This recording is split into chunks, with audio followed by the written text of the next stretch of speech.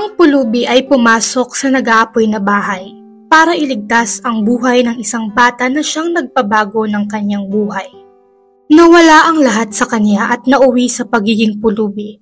Pero nang mailigtas niya ang anak ng milyonaryo sa isang nasusunog na bahay, ay sadyang nagbago ang kanyang buhay. Si John ay nakaupo lamang sa gilid ng kalsada, nakasandal sa pader ng isang gusali, nakasuot ng lumang damit at sira na pantalon. Katabi ang isang plastik na baso na siyang nilalagyan ng barya ng mga taong nagdaraan doon at naaawa sa kanya. Matamlay si John at malungkot habang nakayuko at nakatitig sa lupa, waring naghihintay ng pagkakataon na may isang taong lalapit para siya ay matulungan. Maraming tao sa kalsada kung saan siya naroroon, pero ang karamihan sa mga yon ay waring hindi siya pinapansin. Nilalampasan lamang siya na parang hindi siya nakikita. Iilan lamang ang nagbibigay sa kanya ng limos. Walang kaalam-alam sa pinagdadaanan ng kawawang si John. Si John na dati napupuno ng pangarap at pag-asa, pero nalalagay ngayon sa matinding realidad ng pakikipaglaban sa buhay. Kinakaya ang buhay sa kalsada kahit sobrang hirap. Dating respetadong bricklayer si John ng kanilang bayan, isang lalaki na nagsisikap para masuportahan ang kanyang pamilya, ang kanyang asawa na si Charlotte at babaeng anak na si Emma. Ang lahat ay ginagawa ni John para mapunan ang responsibilidad niya sa kanyang pamilya sa anumang paraang posible. Wala siyang ibang ginawa kundi ang mabigyan ng komportable at masayang buhay ang kanyang pamilya. Pero ang lahat ay nagbago sa kanyang buhay nang isa siya sa nakuha para mag-serve sa isang digmaan sa Iraq taong 2003. Dinala siya sa isang conflict zone sa Baghdad, kung saan nagawa niyang makipagdigmaan kasama ng kanyang squad. Nang sa hindi inaasahan, isang malakas na pagsabog ang naganap malapit kung saan sila naroroon. Sa puntong ilan sa kanila ay tumalsik at napinsala ng sobra. Si John ay nakaramdam na noon ng matinding pananakit sa kanyang kanang balikat. Ninais niyang makatayo gamit ang natitira niyang lakas, pero hindi niya na yon magawa. Sa bawat galaw ay mas lalo lamang siyang nakakadama ng sakit. Ang ibang hindi naapektuhan sa nangyari ay agad hinila si John sa kaligtasan. Maya-maya pa, nang eksaminin na siya ng kanilang military doctor, ay napag-alamang nabalian si John ng buto sa balikat at napilasa ng muscle na nangangailangan ng agadang operasyon para maisaayos. Isang mahirap na operasyon lalo na't wala naman masyadong equipment na magagamit ang doktor sa kanilang kampo, lalo na sa gantong klaseng sitwasyon. Sadyang ginawa na lamang nila ang lahat ng kanilang makakayanin sa kung ano man ang meron doon. Matapos ang operasyon, si John ay nagdaan sa mahabang panahon ng rehabilitasyon. Gayunpaman, hindi siya todong gumaling sa kanyang kalagayan. Ang pinsala niya sa braso ay nilimitahan na ang abilidad ng dating sundalo para makagawa ng ilang pisikal na aktibidad. Kasama na nga dito ang paggamit ng tools, magbuhat ng ibang gamit, ni paghawak ng sarili niyang baril. Naging dahilan ito para pabalikin at pauwiin na siya sa United States. Sa kaniyang pag-uwi ay bumugad naman sa kanya ang nasasabik na niyang asawa na si Charlotte at batang anak na si Emma na agad siyang inakap ng mahigpit. Matapos magkamustahan ang mag-asawa ay sila naman ang nag-akapan ng may pagkasabik. Agad naman hinila ni Emma ang damit ng kanyang ama para makuha ang atensyon nito at maiabot ang isang papel. "Daddy, may iginuhit po ako para sa iyo. Tara, tignan niyo po." Agad namang kinuha ni John ang papel na hawak ng kanyang anak. Medyo magulo ito, pero malinaw ang isang makulay na imahe ng bahay, kasama ng isang nakangiting araw sa likuran at isang tao na gawa sa animoy mga guhit na nagre-representa sa kanya. "Ang galing naman gumuhit ng anak ko, nakakabilib. Isa kang talentadong artist, anak." May mapagmamalaking wika ni John sa kanyang anak. na napangiti na lamang sa kasiyahan. Napangiti si John at napatingin ito kay Charlotte. Matapos mapansin ang matinding pag-aalala at pangamba sa mga mata nito, alam niyang hindi naging madali sa kanyang asawa ang kaniyang pagkawala. Dahil na rin sa mag-isa niyang pag-aalaga kay Emma at magsaayos ng maraming gawain. Charlotte, mahal ko, patawad dahil sa tagal kong nawala. Tara at mag-usap tayo, nais kong kamustahin ka. Ayos lang naman ako, love. Totoo naman na talagang naging mahirap nung wala ka. Pero marami namang kaibigan ang sumuporta sa akin. Isa na nga sa kanila si Ryan, ang dati mong amo. Masaya na lang ako ngayon at nakauwi ka na at magkakasama na tayong muli. Ang mga luha nila'y nagsimula ng magpatakan. Tanging kapayapaan ang nararamdaman ni John na nakauwi na siya sa kanyang asawa at anak. Alam niyang magiging mahirap muli ang magsimula pero nakahanda siyang gawin ng lahat para sa muli nilang pagsasamang pamilya. Nasasabik agad si John makapasok sa dati niyang trabaho pero ramdam niyang may hindi tama. Hindi niya kayang magtrabaho gaya ng dati. Niwala na nga siyang kakayanan na magdala ng importanteng materyales. Ang kanyang kakayanan ay nalimitahan na ng kanyang naging pinsala na siyang naging dahilan ng kanyang pagkasisante. Sinubukan niyang maghanap ng ibang trabaho pero wala siyang mahanap na trabahong pupwedeng sumuporta sa kanyang pamilya at hindi naman tanggap ng karamihang trabaho ang isang baldadong dating sundalo na gaya niya. Ang bills nila ay ganap nang nagkapatong-patong hanggang sa ang financial na crisis nila ay lumala na ng sobra. Dito na rin nagsimulang madismaya si Charlotte sa kanilang kalagayan. Sa puntong iniwan na ito ng kanyang asawa para ipagpalit sa dati niyang amo, si Ryan. Si Ryan na nangako kay Charlotte ng magandang buhay at ang pagtataksil na ito ni Charlotte ang pinakamabigat pang dagok na nagdaan sa buhay ni John, lalo't naging paraan din ito para malayo sa kanya ang kanilang nag-iisang anak. Naganap yon isang beses nang umuwi siya sa kanyang bahay. Matapos ang mahabang araw ng paghahanap ng trabaho, inaasahan na maabutan ang kanyang naghihintay na asawa at malambing na anak. Umuwi siya ng walang naabutan. Nung unay inisip niya na baka may pinuntahan lamang sila, pero nang ilang oras na ang makalipas ay labis na siyang nagduda. Sinubukan niyang tumawag pero ipinupunta lamang siya nito sa voicemail. Pero tumawag pa rin ang tumawag si John hanggang sa makontak na nga niya si Charlotte na inamin na rin sa kanya ang hindi magandang balita. John, patawarin mo ko pero ito na ang naging desisyon ko. Iniwan kita kasi mas maibibigay sa amin ni Ryan ang mga pangangailangan namin sa buhay. Ang buhay na gusto ko at nararapat sa akin. Nasa akin din si Emma. Mas magiging maganda sa kanya na lumaki sa karangyaan para sa maganda niyang kinabukasan, kahit sa piling ng kanyang stepfather kaysa sa kanyang ama na wala nang kakayanang sumuporta ng sarili niyang pamilya. Naging emosyonal at halos hindi makapagsalita si John sa kanyang nadinig. Hindi niya papaniwalaan na magagawa siyang lokohin ng kanyang asawa, lalo na't marami na silang masasayang pinagdaanan noon na sadyang babaliwalain niya lamang.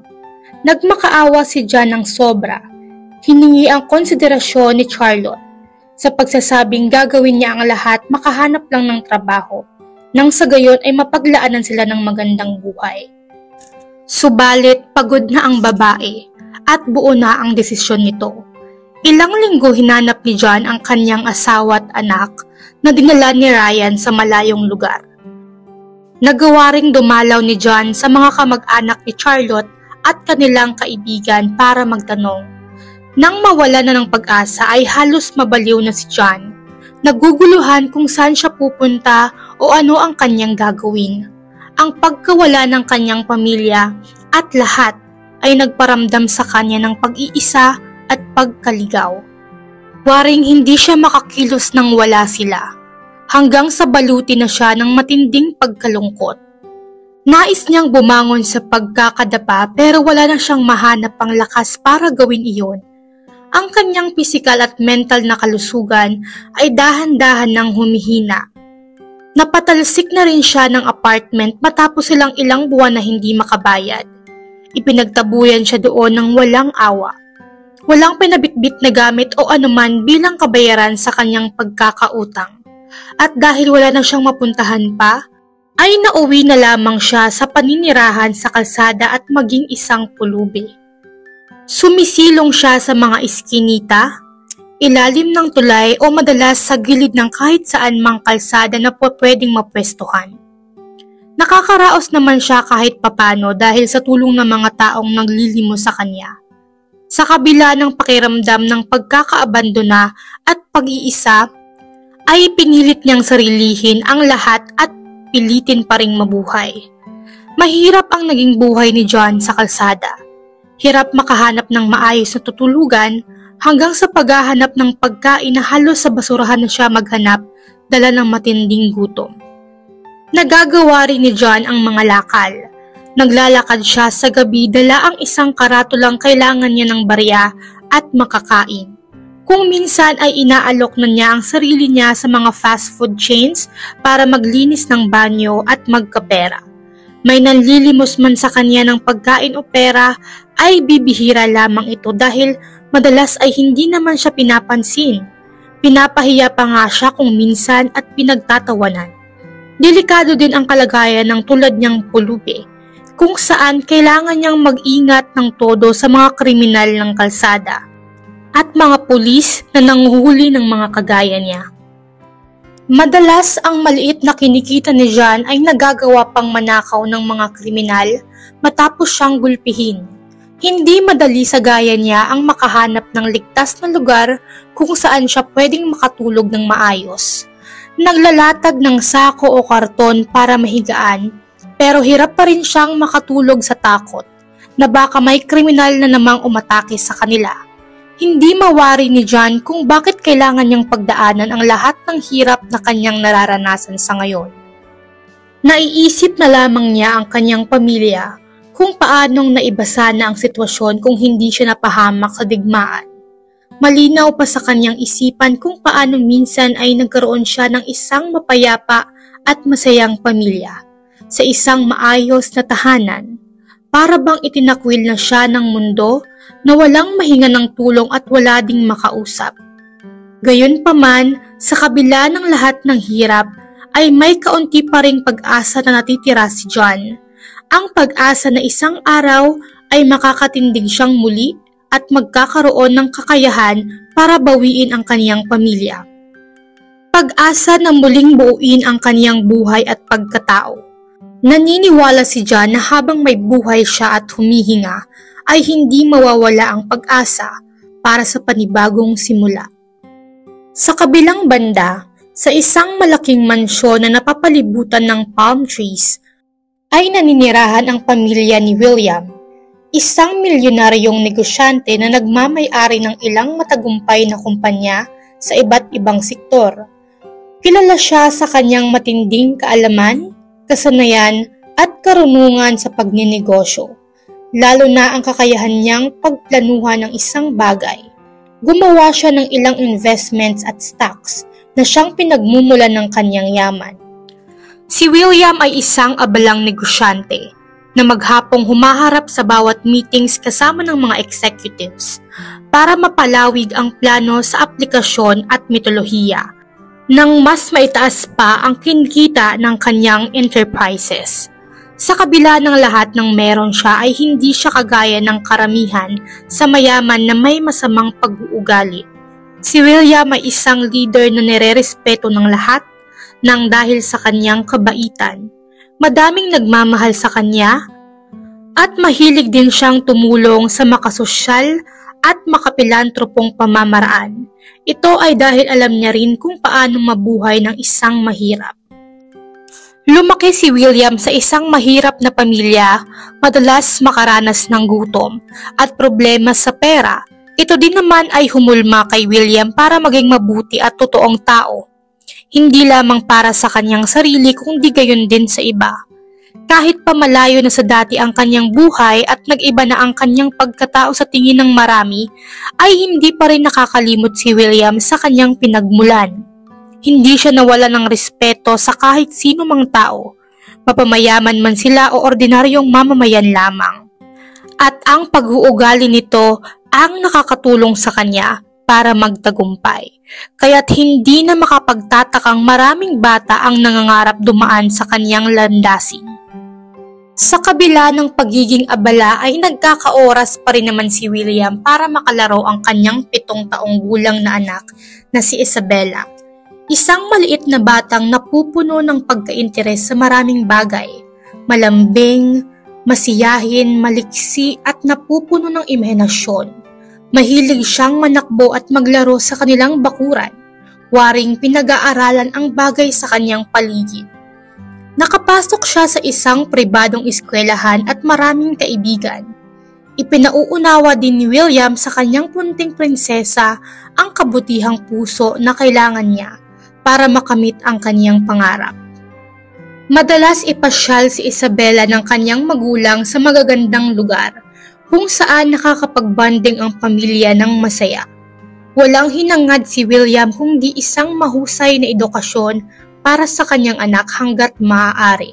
Gayun din, gumawa ng isang makahulugang bagay sa kanyang paglaki. Ang lahat ay nananatiling maayos sa pamilya ni William, pero kagaya rin ng iba pang personalidad sa stock business ay may ilan din siyang kakompetensya. Isang araw ay nakatanggap ng biglang pagtawag si William mula sa men's cosmetic company na nais niyang mabilhan ng stocks. Labis na nasabik si William sa proposal at agad nagsaayos ng agadang meeting. Kinausap niya ang kanyang asawa na si Chloe. "Han, ang kumpanya na yon ang isa sa ating mga kailangan. Nag-alok sila sa akin ng 40% na offer." Napangiti si Chloe sa balita dahil wala naman araw na hindi niya sinuportahan ang kanyang asawa. Alam ni Chloe kung gaano ito kasipag at matagal-tagal na rin niyang hinahangad ang kumpanya na yon. Napagdesisyonan ng mag-asawa ng magbiyahe papuntang shareholders meeting at inahabilin na muna ang pag-aalaga kay Isabella sa mayordoman ng kanilang mansyon na si Judith. Marahang nagpaalam ang dalawa sa kanilang anak na hindi inaakala na pwedeng yun na ang huling sandali ng kanilang pagkikita. Ang meeting ay kanilang natapos ng maayos at agad nilang naisara ang purchase ng 40% of shares gaya ng kanilang napag-usapan. Sobrang naging masaya si William pero ang kasiyahan na yun ay agad nang napawi nang dahil sa isang tawag. Hindi na makontak pa ni William ang mga tao sa mansyon para makamusta ang kanyang anak. Maging si Chloe ay iba na rin ang nararamdaman at kinakabahan na ng sobra. Walang sumasagot at labis silang nag-aalala hanggang isa sa kanilang kapitbahay ang agad tumawag. Sinabi ng taong yon ang pinakamalalang balita na pwedeng madinig ng isang magulang. "Will, umuwi ka na. Nasusunog ang mansyon nyo. Marami ng mga pulis dito at pumbero. Nagkakagulo na sila. Umuwi ka na, bilisan mo." Si William ay natigilan na halos hindi niya alam kung paanong ipapaliwanag sa kanyang asawa ang kalagayan ng kanilang anak. Naging bagabag na ang kanilang isip at labis nang nakadarama ng takot at pangamba. Kasabay sa nangyayari, si John ay naglalakad-lakad lamang noon, nakikiusap ng pera at makakain. Hindi maganda ang araw na yon para sa kanya, lalo't 2 araw na siyang halos hindi kumakain. Ilang buwan na siya sa kanyang malagang kalagayan. Halos mag-iisang taon ng paghihirap. Madalas imbis na kaawaan ay dinuduraan pang minsan si John ng ibang tao. Naranasan na rin niyang maipahabol sa aso. Kahit na ang hiling lang naman niya ay kaunting maiinom at makakain. Mahal na mahal ni John ang kanyang anak at natatakot siyang isipin na hindi na ito makikita o makakasama pang muli. Maya-maya pa ay napansin na niya ang isang makapal na maitim na usok na umaangat sa kaulapan. Agad siyang nanakbo sa lugar na alam niyang hindi kalayuan mula roon. Nang makarating ay nabungaran niya ang isang malaking mansyon na nilalamon ng apoy. Kasabay noon ay agad na ring dumating si William at Chloe sa eksena. Nagmamadali sa pagmamaneho at pagpaparada ng kanilang sasakyan. Ang mansyon nila ay napapaligiran ng mga otoridad, ambulansya at mga bombero na siyang nag-aapula nang mapahupa ang sunog. Dumagdag pa sa dami ng naroroon ang mga taong nasa paligid para makiusyoso. Agad tinanong ng may pagkakataranta ni William ang isa pang bombero. "Ang aking anak, nasaan po siya?" "Ginagawa na po namin ang lahat para maapula ang apoy, sir. Pero imposible na po na may maiwan pang buhay sa loob. Hindi na po ligtas pasukin ang mansyon at wala na pong pwedeng makapasok maging kami man." Naiyak ang mag-asawa ng sobra sa kanilang nadinig. Si Chloe ay agad lumuhod at nagmakaawa sa lahat ng naroroon na pumasok para mailigtas ang kaniyang anak. Pero nanindigan ang mga bumbero na wala na silang magagawa pa, hanggang sa makadinig na lamang sila ng malakas na pagsabog, malamang na nagmula sa isa sa mga gas pipes ng kusina. Natakot sila ng saglit bago nakadinig ang lahat ng isang tinig. "Tulong! Tulong! Buhay pa! Buhay pa ang aking anak! Parang awa niyo na, iligtas niyo siya, parang awa niyo na." Malamang na nasa mahimbing na pagtulog ang bata noon, nang ang ilang mga tauhan ng kalaban ni William sa negosyo ay nagsimulang sunugin ang kanilang mansyon, at nagising na lang ang bata sa malakas na sigaw ni Judith at ng iba pang mga katulong. Nang buksan ng bata ang pintuan ng kanyang kwarto ay agad itong natakot. Ang apoy ay pumasok at mabilis nang kumalat sa paligid. Dito na nagsimulang magsisisigaw ang bata habang umiiyak. Sinubukan niyang tumakas pero ang makapal na usok at nagbabagang apoy ay nagkukulong sa kanya sa isang gilid ng kanyang kwarto. Si John ay bigla namang nanakbong papasok ng mansyon nang walang pagdadalawang isip at takot. Ang mga naroroon ay nagulat at napatulala, maging ang mga bumbero at mga otoridad ay napatulala sa bilis ng pangyayari. Maraming sumisigaw kay John para siya'y pigilan, pero wala na siyang nadidinig pa. Tinalon niya papasok ang mansyon nang hindi natatakot sa anumang pwedeng mangyari. Sa loob ay agad siyang sumisigaw habang naghahanap. "Bata! Bata! Asan ka na?" sigaw ni John habang inuubo-ubo pa dahil sa usok. Nilakbay niya ang bawat sulok na pwede pa niyang malusutan, makita lamang ang bata. Ang lahat ay nasa pagkasira na. Naglaglagan na ang ibang parte ng kisame at halos lahat ay nababalutan na ng apoy. Sigaw ng sigaw si John sa paghahanap, hanggang sa madinig niya ang nagsusumamo na bata. "Nandito po ako." Agad tinakbo ni John ang kwarto na yon at nakita nga niya ang bata sa isang gilid. Di naalintana ang ilang paso sa kanyang katawan. Agad niyang kinarga sa kanyang bisig ang bata matapos balutan ng kanyang damit. Ang lahat sa labas ay kinakabahan na, lalong-lalo na sina William at Chloe. Napapadasal na lamang sa tuwing may nadidinig silang bumabagsak o nasisira sa loob. Ang lahat ay naging tahimik hanggang sa... Diyos ko! Ang napaluha ng sobra si Chloe. Sa nagbabagang bahay ay lumabas ang lalaki karga ang isang bata. Walang may nais na maniwala pero totoo ang lahat na para bang may isang himala na nangyari. Agad na nakbo ang mag-asawa para yakapin ang kanilang anak, habang nag-iiyakan sila ng todo. Si John ay hindi na rin naiwasang lumuha habang sila'y pinagmamasdan. Naging emosyonal siya nang maalala ang kaniyang pamilya. Papaalis na sana siya ng mga sandaling iyon nang awatin siya ni William. Nais ng milyonaryo na gantimpalaan si John sa buwis buhay na kabayanihan at katapangan niyang ginawa. "Hayaan mong paglaanan kita ng tulong. Magkano ang kailangan mo? Kaya kitang bigyan ng malaking halaga kung iyong nanaisin." Si John naman ay tumanggi sa kanyang inaalok. "Ginawa ko ang ginawa ko kasi yun ang tama. Pero bakit handa ka pang ibuwis ang iyong buhay? Wala na namang mawawala sa akin. Pero ikaw, nasa iyo ang pinaka-espesyal na bagay sa mundong ito, ang pamilya." Si William ay halos napaatras sa kabutihan at pagiging tapat ng lalaking sa kanyang harapan, na kung tutuusin ay labis ng nangangailangan.